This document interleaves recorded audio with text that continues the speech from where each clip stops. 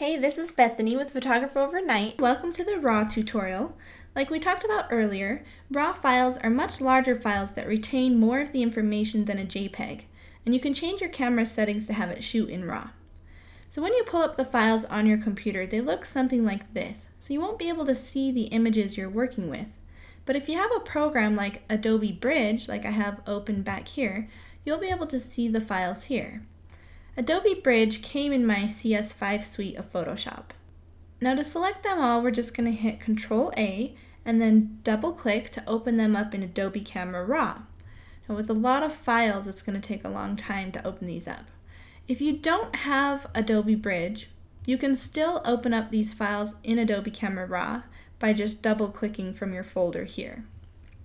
Now Adobe Camera Raw is a free program that's included when you purchase Photoshop versions CS3 or later. You can also use Lightroom for working with RAW files, and it has some more features, but I'll just show you the basics of working with a RAW image in Adobe Camera Raw, and Lightroom also has these similar sliders. So I've got my images open in Adobe Camera Raw, and you can see that these images here are flipped sideways, so we're just going to click and then hold down the Shift key and click down here to select them. And then we will hit the rotate button here, and that's a great way to flip the images really quickly. So we're going to come down here and just find a good image to start with. And you can see I've got this batch of underexposed images before I switched the exposure on my camera. So we're going to select all of the underexposed images at once. And this is the great thing about Adobe Camera Raw is you can make the change to all the images at once. So we're going to come over here to this exposure slider. And the great thing about a RAW file is that it has all of the information still there because we didn't compress it to a JPEG. So we're going to just slide the exposure up here. And now we've got a much better exposure. And you can see it made the changes to all three pictures that we had selected. Now take a look at these images over here. We're going to select and flip these. And you can see that we've got the background exposed pretty well, but they're a little dark in the front here. So this is where the fill light slider comes in handy. This will brighten up the shadowy parts of our image by just sliding it forward. You can see we're brightening up the couple, but not the background behind them. So this is a great little secret for brightening up just the shadowy parts of your image, as if you used a fill light flash. So what if I wanted to do the same thing to these images over here? What we're going to do is keep this image selected that we made the changes to, and then hold down Shift, select all of these, and we're going to click Synchronize. Then this window pops up here. We want to synchronize all of this, that's fine. We don't want to synchronize any vignette, and then we'll hit OK. So now you can see it made the change on the fill light for all of these images. Okay, now we're going to find another image here so we can show you what more of these sliders do.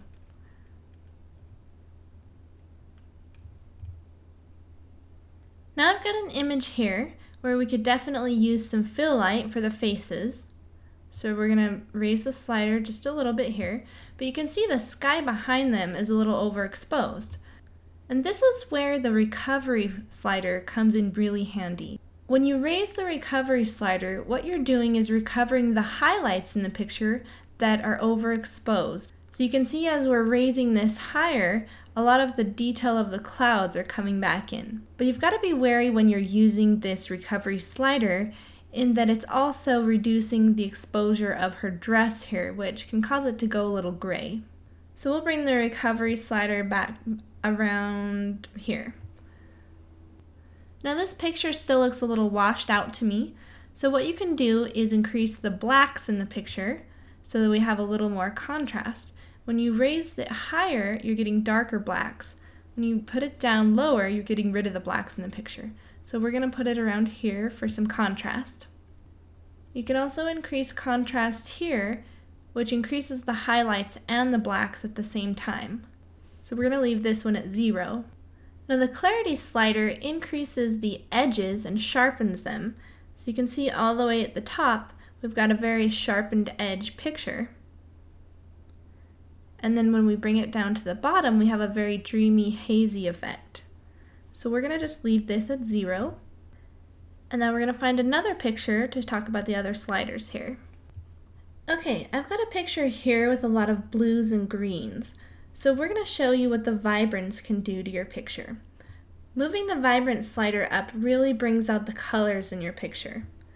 Then the saturation slider down here does a similar thing in saturating the colors in the picture, but it can really be overdone, so we're going to leave this at 0. And now we're going to come over here and find another picture to work with. Let's do this one right here. And I'm going to show you the white balance sliders that I kind of skipped over here. Remember we talked about white balance. When you're shooting in the shade or on a cloudy day, you get this kind of blue tone to your images. This slider is a perfect way of fixing the white balance without degrading any of the image, and all the information is still there, so you're able to just warm it up with the click of a button.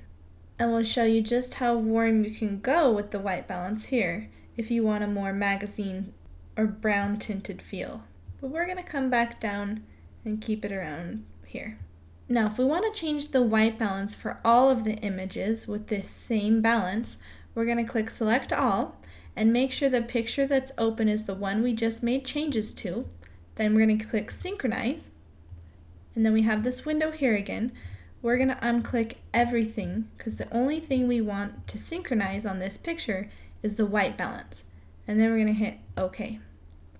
And now you can see all of the images have this warm white balance now.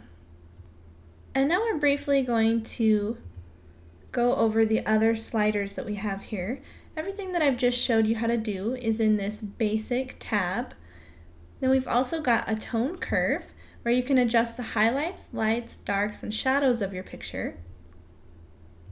Then we've got the detail where you can sharpen the picture or reduce any noise in the picture, which happens when you're using a high ISO. Then we've got a tab for the grayscale to convert to black and white, and a split toning, which I rarely use. The lens correction is where you can add a vignette. As you can see, we've darkened the edges of this picture. And the vignettes are more noticeable on the pictures that have colors on the edges. So let's find a quick picture here. We'll come to this picture here, and then you can see when you add a vignette that it really darkens the edges. Or you can go the opposite direction and you've got bright edges. Now I like to do my vignettes in Photoshop so I can control where the edges are getting burned, so we're going to leave this at 0. In the next tab here we have Special Effects, Camera Calibration, Presets, and Snapshots. But the Basics tab is where you're going to be doing most of your changes. And the great thing about raw images is that you're able to adjust the exposure after the photo shoot and the white balance. And the rest of the special effects that I do in Photoshop. And we're going to show you in Photoshop how you can brighten only parts of your image or darken only parts of your image by using masks. Now I did mention in the program if you wanted to do an HDR picture that you would do 3 different exposures and combine them in Photoshop. The reason it's easy to do an HDR in RAW is that you can underexpose the image and then save it as a JPEG, overexpose the image, save it as a JPEG, and then do the perfect exposure of your image and save that as a JPEG. And then you have your 3 different exposures to overlap in Photoshop. So quickly we're going to show you how to convert your RAW files to JPEGs once you're finished making all the adjustments.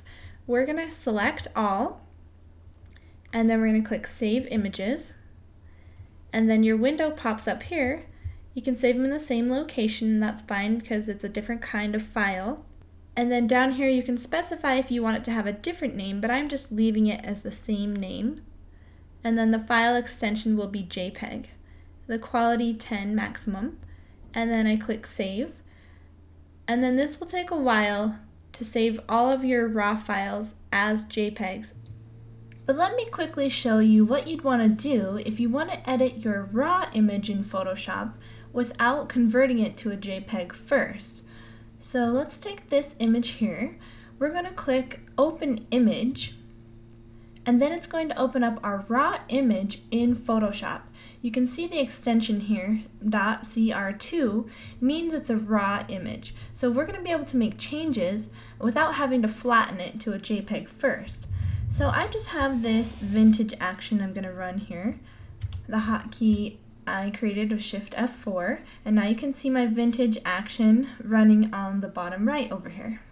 Okay, now we've created this vintage look on our raw image. I'm just going to take off the grain, get rid of a little bit of vignette, and then a little bit of the mid-tone bump. And then once I've made changes to my raw image, I can come up here and File, Save As, and you'll see I won't be able to save this image as a raw file anymore because I've made changes to it in Photoshop. So I'm just going to save it as a JPEG, and we'll call it Vintage 9593, and then hit Save. And that's how you can edit your raw images directly in Photoshop without compressing them to a JPEG first. Hope you enjoyed this tutorial brought to you by Photographer Overnight, and don't forget to check out the other videos on our channel, subscribe, and visit our website to learn more about how the Photographer Overnight program will help you focus on making more money doing what you love.